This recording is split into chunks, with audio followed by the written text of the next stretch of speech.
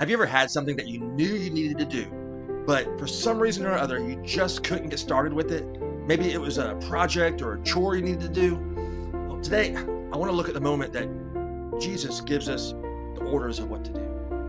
We call it the Great Commission because there's two words right at the beginning of that charge that change everything about it. It says, all authority in heaven and on earth has been given to me. Therefore, all right, let's stop right there. All right, before the word go, there's this therefore. And whenever you see a therefore, you need to ask, what's it there for? See, in this case, it's pointing directly to the identity of the person speaking. See, Jesus isn't just a good teacher or a helpful friend or somebody who got you out of a jam, right? He's the ultimate authority. And too many of us treat him kind of like a coworker or maybe a boss that, we can ignore a little bit. We're kind of buddy-buddy with them. What happens? What happens when the CEO of the entire corporation walks in your office?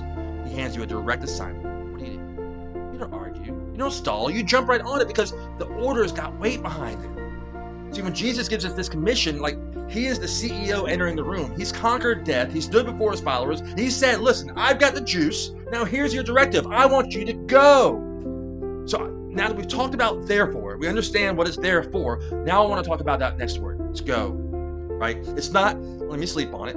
It's not therefore, let me see if this is what's really best for my schedule. It's not, therefore, when I'm ready or if I was younger or when I get older. It's not even, therefore, let me pray on it. Because listen, Jesus already told you to move. He already told you to go.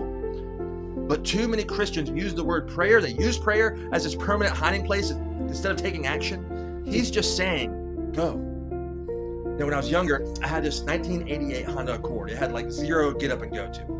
I'd hit the uphill freeway on-ramp. I'd smash the gas pedal all the way down to the floor, and the car would just look at me and be like, you want me to do what? It physically could not do what I was asking it to do. And a lot of us do the same thing to God. He hits the gas, and we just look at him and go, what?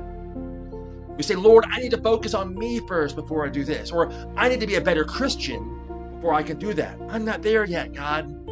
Because you know what? Left to yourself, you're right. You can't do it. You don't have the power.